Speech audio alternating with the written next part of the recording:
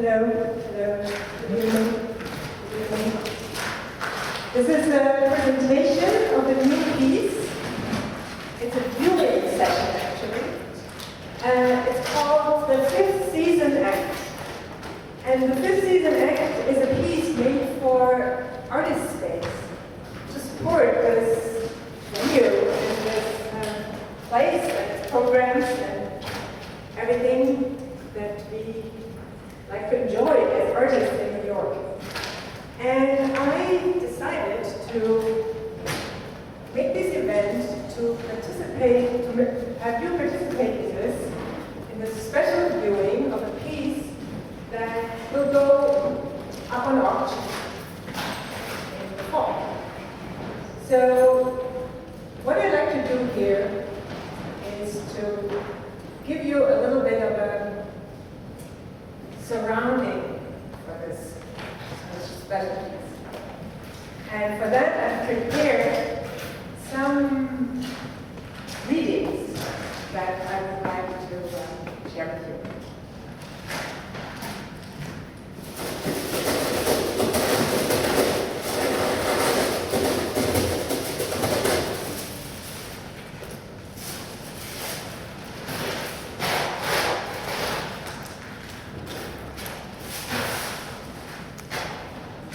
Inside the gap, retracted by a season of painting, a painted season emerges. A fifth season, which occupies a gap between two seasons. Between summer and fall, like in Tucholsky's poem, or between winter and spring, the tamed and recurrent crisis of Carnival season in Cologne. The fifth season will be comical or auto-satirical. There will be remakes of works at the Whitney, but slightly shortened in their format. Each season will therefore be shorter, look longer, just as the red gravel placed on the floor of the gallery. It will decelerate the viewers to the exhibition, lengthening their view time and introduce friction in the circulation. The repetitiveness of the fifth season is a further attempt of extension, like an instantaneous or infra-historical revival of a season's finale, that retrospectively montaging scenes from the season's preceding episodes. Prospectively includes in its montage itself.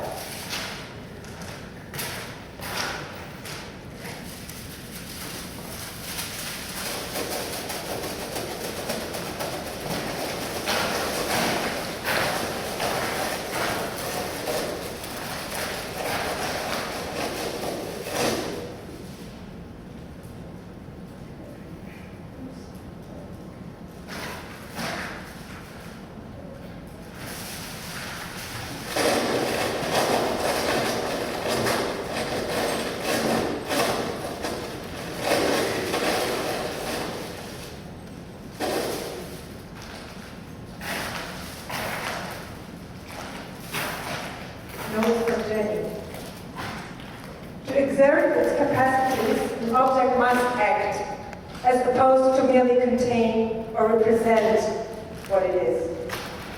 Understanding the capacity of objects thus necessitates an investigative or experimental mode, as if it is always about forming and reforming new modes of assembly. When an object touches these nerves, that gathers these people or those ideas, what about the object when it is released? What do we learn from it in that very moment?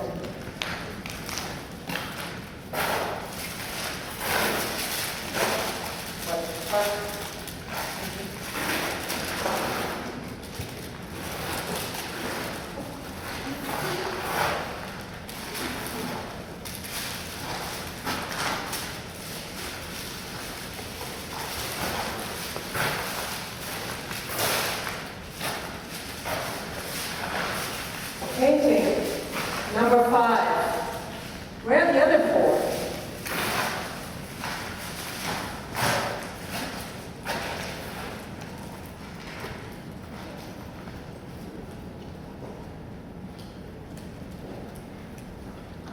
Awesome.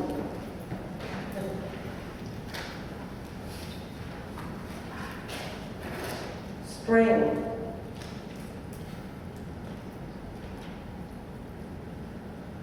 Summer.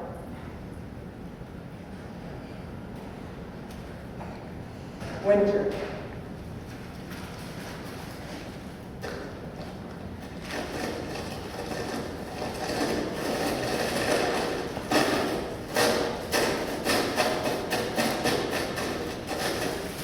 Whereas there were seasons at the Whitney, and there were seasons at the gallery, those seasons, the object seasons, were at the art fair, were made for booths.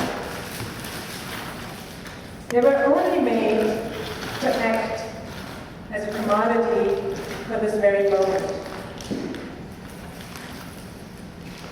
The nature of these pieces is such that they might decay. We don't know. Its materials start to have a life of their own.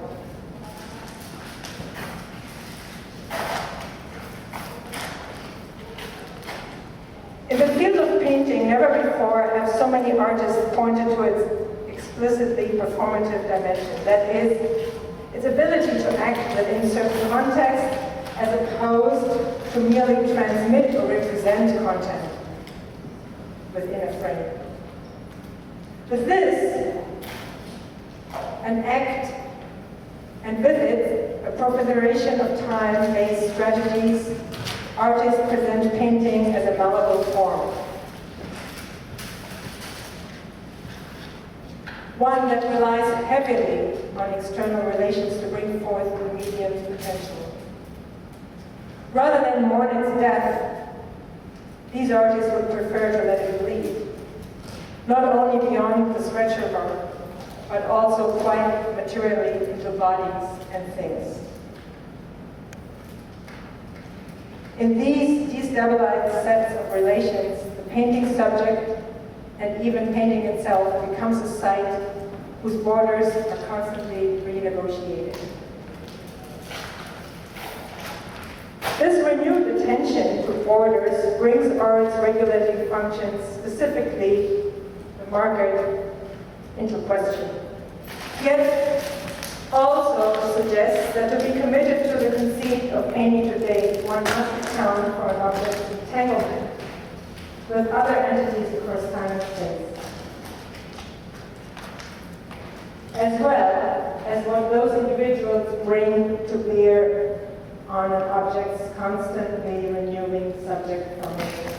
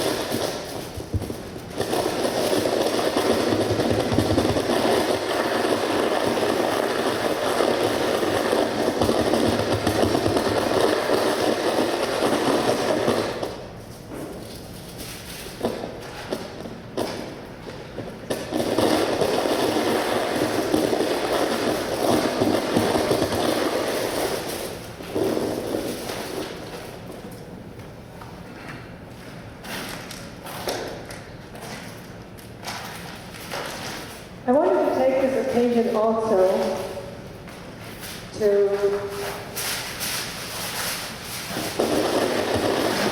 say thanks to a lot of people that have made it possible that these paintings come to be. These paintings don't exist by themselves. they're not even made by me alone. They're made by the ideas and thoughts of many people that relate to them and have said things about them and have discussed things with me and have looked at them and so on.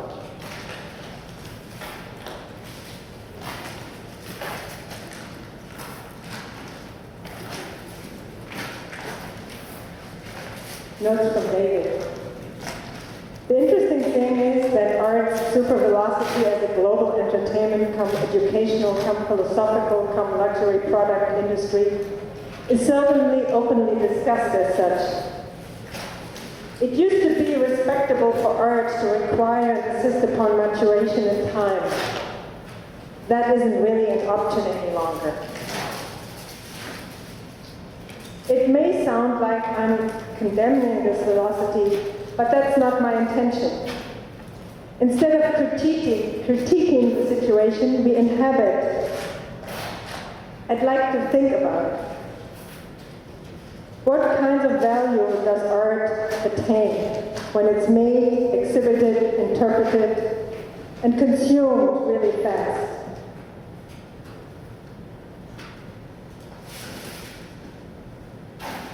In the commedia dell'arte and the modern slapstick tradition that succeeded, rapidity and repetition amplify one another, resulting in comic routines. I guess I consider them comic routines.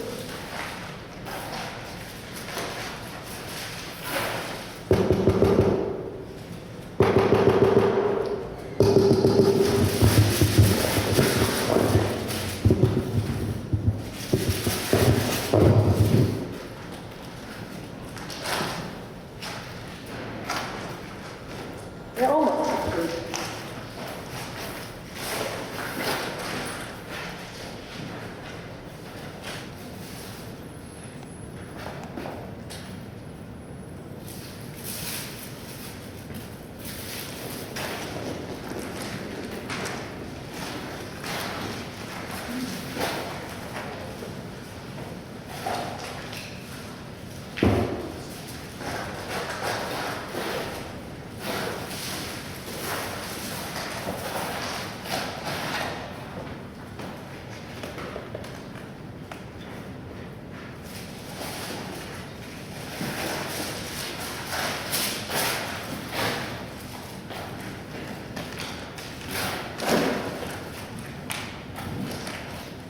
To make an artwork intended to be porous to its surrounding space, setting up a dynamic of excorporation.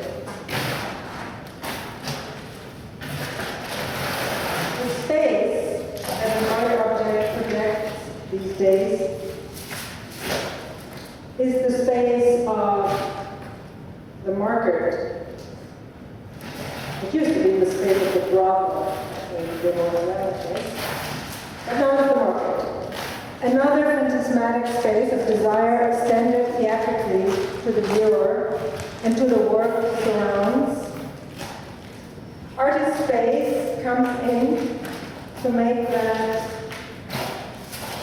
understand for a moment, to amplify this notion. Shifting perhaps the fantasy from market back to image.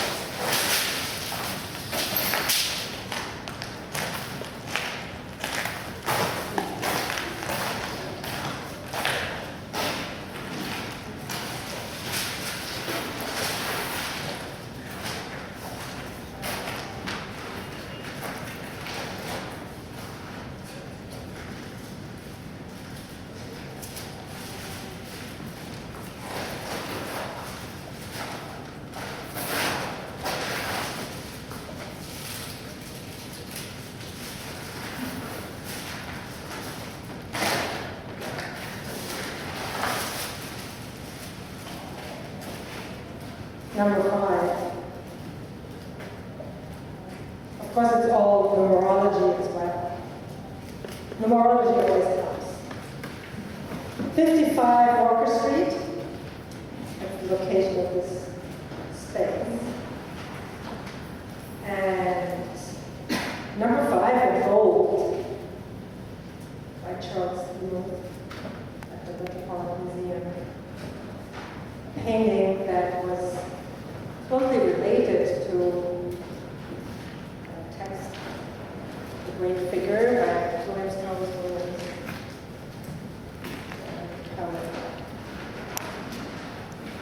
I like to connect objects and things. And I like to connect objects and things and words.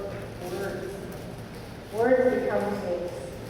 I wanted to make one of these portrait paintings for space. Here you go. This is a portrait for this space. For a season that doesn't exist, really.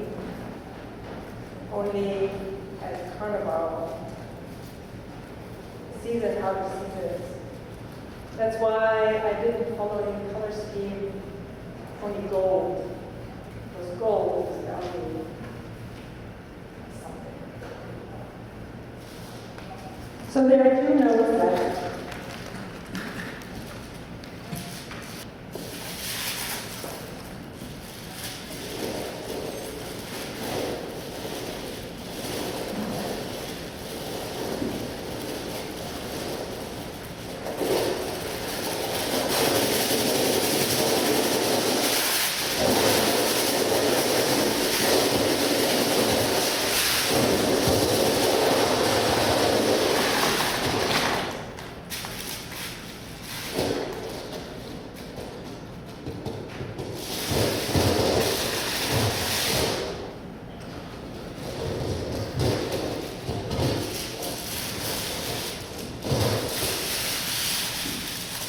We don't need any season anymore. We all have become somewhat unhinged.